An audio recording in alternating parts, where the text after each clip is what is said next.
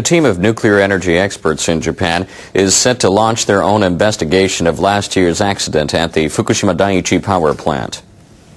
The Atomic Energy Society of Japan set up a committee of 40 specialists from universities and research institutes across the country. The panel's mandate is to pinpoint why the accident happened. Officials from the government and Tokyo Electric Power Company will be interviewed as part of the investigation.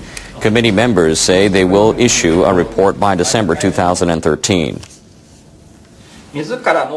We will also reevaluate the Atomic Energy Society itself and figure out why it failed to prevent the accident. We will reform it if necessary. But the new team is coming up against some criticism. Its experts are all from the same society, and their first meeting was held behind closed doors. But the new team is coming up against some criticism. Its experts are all from the same society, and their first meeting was held behind closed doors. Panels set up by the Diet and the government have already released reports, but many questions remain unanswered. Japan's national policy minister says he wants to take nuclear power out of the government's new energy policy. I'd like to see zero dependence on nuclear power generation. My views are in line with many other Japanese who say the government should create a society without nuclear energy. Motohisa Furukawa says he will set up a panel of experts to analyze data from public hearings held across Japan this summer. People who attended the forums debated the energy sources the country should rely on in the future. The minister says the government needs to wake up to reality and focus on how to bring the pre-disaster 26% dependence on nuclear down to zero.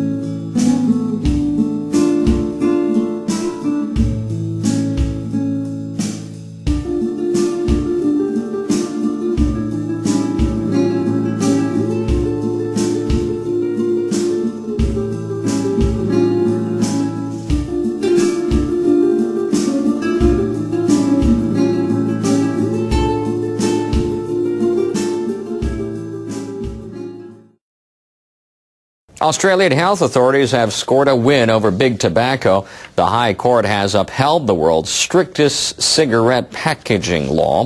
From December, tobacco products can only be sold in boxes without logos. The new rules ban tobacco companies from displaying any logo or color on any product for sale in Australia. The new packs are ugly, and that's the point. They are meant to take some of the glamour out of smoking. Australia's Attorney General applauded the court decision, which was being closely watched around the world. I'm very proud that it means that many other countries around the world, many others who are fighting for tobacco control and what's the next appropriate step in their country, will take heart from the success of this decision today, and also, of course, the successful implementation to come. Australian health officials expect the new packs will discourage young smokers and reduce heart disease and stroke. They are also counting on lower medical costs. Australia has long been strict on smoking.